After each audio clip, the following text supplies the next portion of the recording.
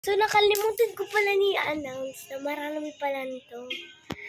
Kasi minsan may nakakalimutan kasi ako ma-episode ka.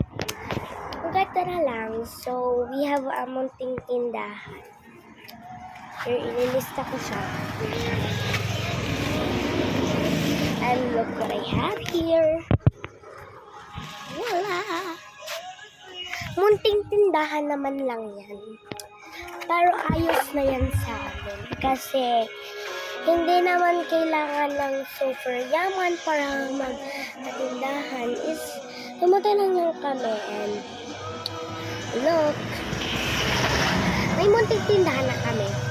Nung nag-video tayo nun sa amin, yung talagang dinilit ko yun kasi nga mananinig yung mga bukalbo. Pero I think talaga I didn't know which effort did I use because wala talaga akong effort. Lang ko. Pinapakita ko lang yung talent ko sa inyo. IDK if you want it or not. Because hindi naman lang sa akin kung wala naman nanonood. Pero ayos naman yun sa akin kasi alam mo naman, may kinikita naman ako dito. Kasi hindi nga gano'n ka lang.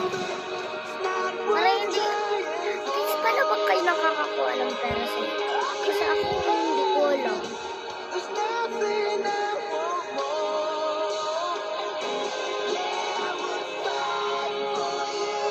Kasi buong buhay ko,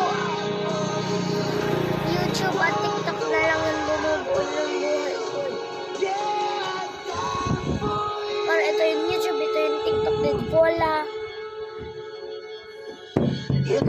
Alam mo, parang mas natututok na ko sa TikTok kasi, diba, 2016, hindi pa sikat yung TikTok, YouTube.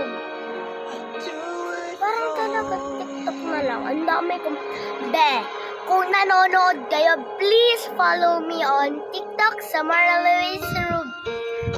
Walang Luis, Samara lang, Rubio. Ako.